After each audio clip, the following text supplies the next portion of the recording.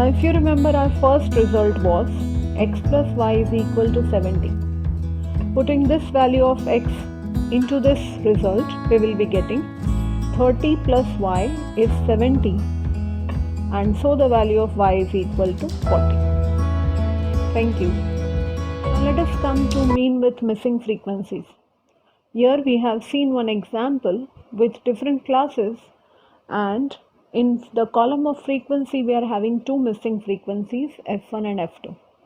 As I told you, for mode and median also, if there are missing frequencies, two things should be given. First is the value of n, that is the total observation here is 64. It should be given in the question itself.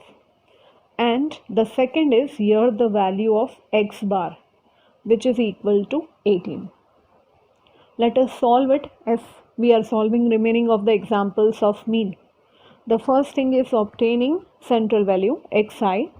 Now you are very much familiar with how to obtain central value. Lower limit plus upper limit upon 2. So this will be 12, 14, 16, 18, 20, 22 and 24. Keep in mind, out of f1 or f2, any one value, that means either 16 or 20, is to be taken as assumed mean. So I am taking 16 as assumed mean, right, to get less number of negative numbers over here. So it will be 12 minus 16 upon class size h, which is 2. So we know the formula ui is xi minus a upon h.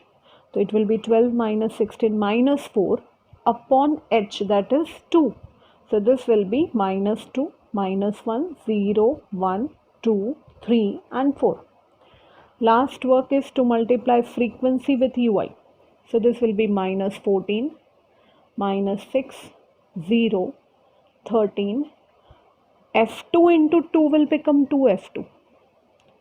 Just highlight it, 15 and 16. Right?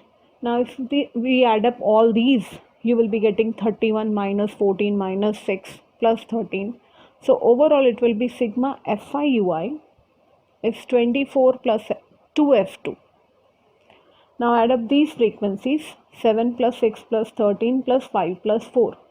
So I am getting your sigma fi as 35 plus f1 plus f2.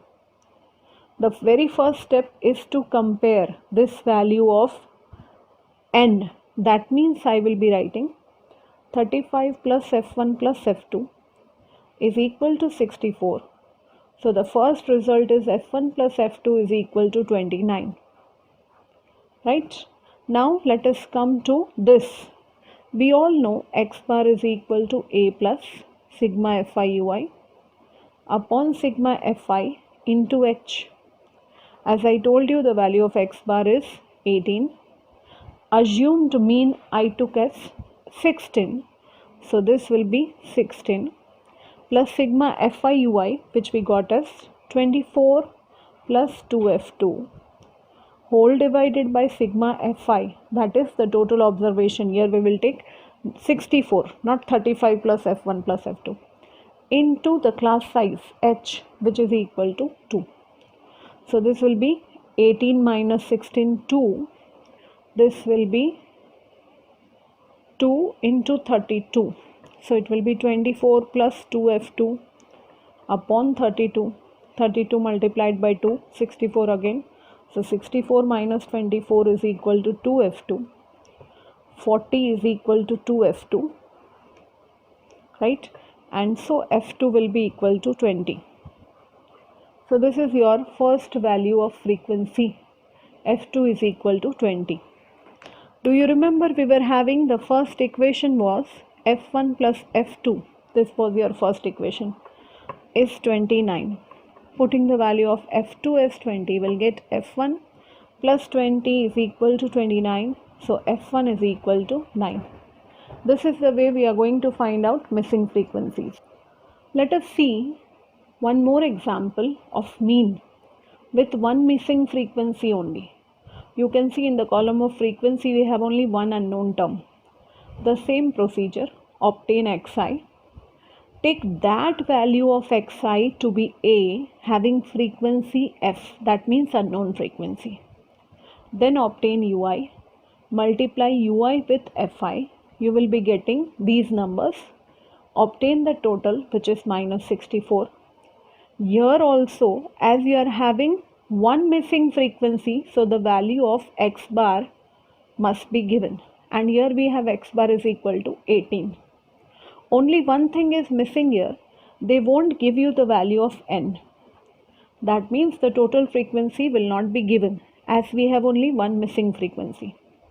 So you can just note it down. A was 20, assumed mean. Your sigma fi is the total frequency, 44 plus f. H, the class size was 2.